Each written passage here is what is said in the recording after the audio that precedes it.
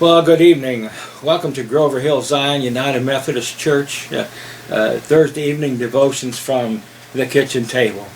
We're glad you're watching this evening, and so I want to talk to you a little bit about Thanksgiving, which is coming up next Thursday. And so I know we're having a get-together, so I may not have one of these broadcast or made or created next Thursday, since it is Thanksgiving. But I hope you just have a wonderful Thanksgiving coming up, and I'll get to that in a moment. But as we think about Thanksgiving, some people are so involved that they don't give thanks for anything. Whatever they get, they think it's an entitlement. And so they don't ever stop to pause or to think about what they have, where it came from. They give thanks for nothing. How miserable of an existence they must live. It must be a terrible thing. We're told, the scriptures tell us to give thanks in everything. Psalm 136 says, "Give thanks to the Lord, for He is good, and His love endures forever." And the whole psalm goes like that, and many other psalms as well. Talk about giving thanks to God. And most of them were written by King David at the time when he wrote these. Early on, he was a shepherd boy. And as a shepherd boy, he would have lived a life of danger, protecting his flock from poachers and bears and lions and all kinds of predators. So he lived a life of danger. I want to just share with you Psalm 95, talking about giving thanks and rejoicing. Verses 1 through 7. He writes, "Come, let us sing for joy to the Lord. Let us shout aloud to the rock of our salvation. Let us come before Him with thanksgiving and extol Him with music and song. For the Lord is the great God, the great King above all gods. In His hands are the depths of the earth, and the mountain peaks belong to Him. The sea is His, for He made it. In His hands formed the dry land. Come, let us bow down in worship. Let us kneel before the Lord our Maker, for He is our God, and we are the people of His pasture, the flock under His care." I'm going to share a story with you in a moment, but I want to tell you about King Hezekiah first. You can read his story. It's found in 2 Chronicles chapter 2. The Lord had decided to protect King Hezekiah and the people of Jerusalem from the Assyrian army who was preparing to attack them, going to war with Israel. The Assyrians and the Israelites were always at war with one another, it seemed like. In this particular case, King Hezekiah was at a loss as to what to do, and so the Lord told Hezekiah that He would give them the victory, and the Lord brought him the victory. The Lord protected Hezekiah and Jerusalem, and He kept them safe, and He gave them a great victory over the Assyrian army. Well, neither the people nor King Hezekiah gave thanks to God. They didn't think it was important to give thanks to God, and it made the Lord angry. And just think about when you give somebody a gift, don't you hope that they're going to be thankful or grateful? I mean, how does that make you feel when somebody doesn't say thank you, or doesn't it? It just kind of leaves a bad taste in your mouth, doesn't it? And yet that seems to be the way of the world. And that's the way with King Hezekiah. The Lord became angry at him and the people, and Hezekiah became sick, and he was dying. And alas, they turned to the Lord, and the Lord made an agreement with Hezekiah that he could live another 15 years. And then the people began changing their mind about giving thanks to God, and they began to give thanks to God. So we go through some difficult times in our lives too, don't we? And sometimes we lose people. Sometimes we lose possessions. Oftentimes we lose those we care about. Sometimes we go through sickness and hardships, and we have to endure things. And a lot of times we moan and groan about our situation. I mean, that's kind of our nature. So it's kind of natural. But did you ever stop to think, instead of being sad for our loss, of course it's a sad occasion, and I don't mean to imply that it's not. But instead of being so sad and getting angry with God, and that's okay to be angry at God. God's a big God. He understands. He knows what it's like to lose a loved one. I mean, remember, he lost his only begotten Son, Jesus, on the cross. Remember that. Remember how he watched him suffer in agony. So it's okay to be angry at God. He understands our sorrows and our griefs and what we're going through.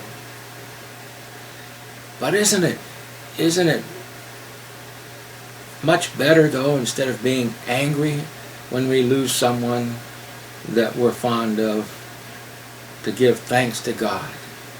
To give thanks for God, for those people being in our lives and sharing our lives together and enjoying each other's company. Doesn't that sound like it's much better to do? Well, let me tell you a story about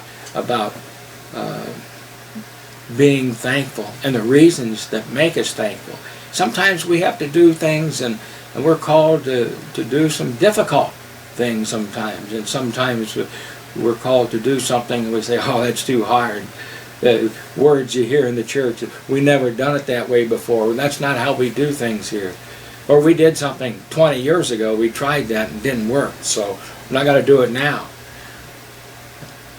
I mean, really, 20 years ago you tried something and you're not going to give it another go? You know, you can't tell something by just one time anyway. Usually, depending on what it is. Usually, a one-time event is not an indicator of much of anything. Well, sometimes we do those difficult things and we come through the difficulty. We need to be thankful for enduring the difficult event and giving thanks to God for bringing us through that event. And at LifeWise the other day, the first graders learned a new word. That when the going gets tough, and it gets tough sometimes, when the going gets tough, you need to persevere. And that's just how they did it. Persevere. First graders, persevere. Well, listen, that holds true for us as well. We need to persevere in whatever the Lord calls us to do, or whatever we start out to do for the Lord. Sometimes we don't set goals, and we need to be setting goals in our lives. You know, we're told in Proverbs 29, where there is no vision, the people perish. And so you have to set a goal in your life. If you think you're just going to sit back on your hands and sitting in the rocking chair or sitting on your hands in the pew, it won't be a good thing for you. It just won't be. Your life will be miserable. Let me tell you about two brothers who were trying to do something. They were called to do a task. Now, to start with, they began digging a big hole in their backyard behind their house.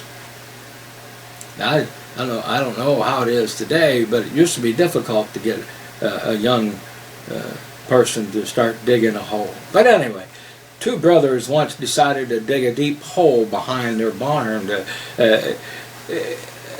And as they were working, a couple of their friends stopped by to watch what they were doing. And one of the visitors asked, well, what are you doing? And they said, well, we're digging a hole. We're going to dig a big hole all the way through the earth.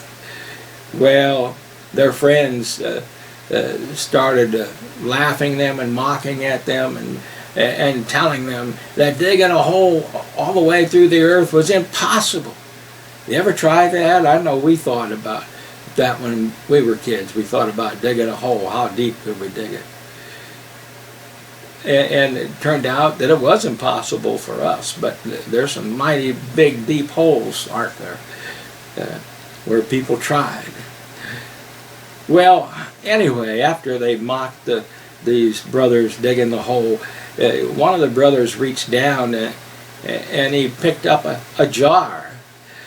And in the jar, it was just full of spiders and worms and insects and some interesting stones or rocks.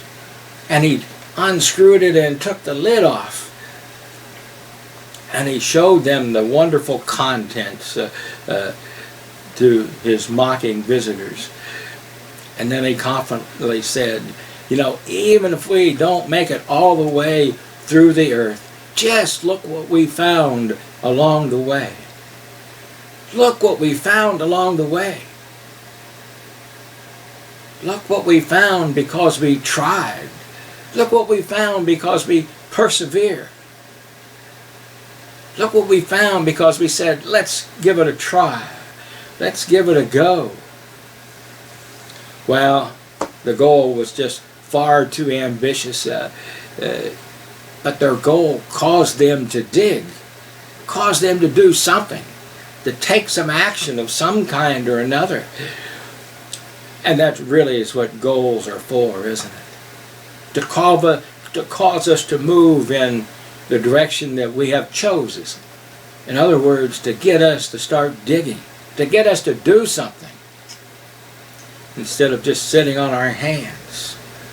As I said a moment ago, Proverbs 29 says that without a vision, without a goal, people will perish.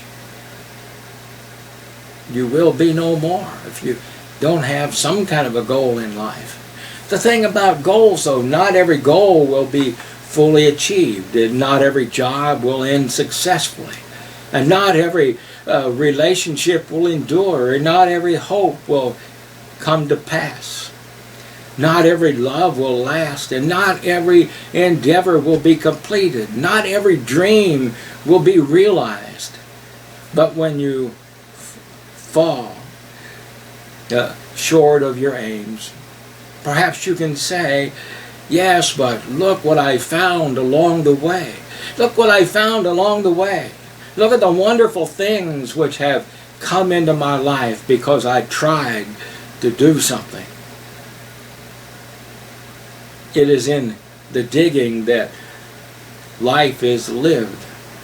And it is in the joy of the journey in the end that truly matters.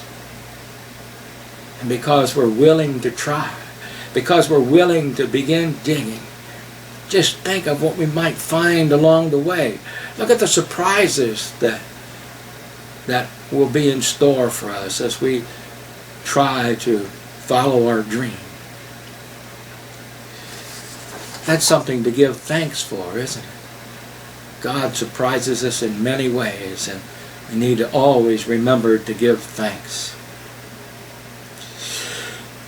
So this week, as we approach Thanksgiving, I hope that you have a wonderful and Holy Spirit-filled Thanksgiving weekend.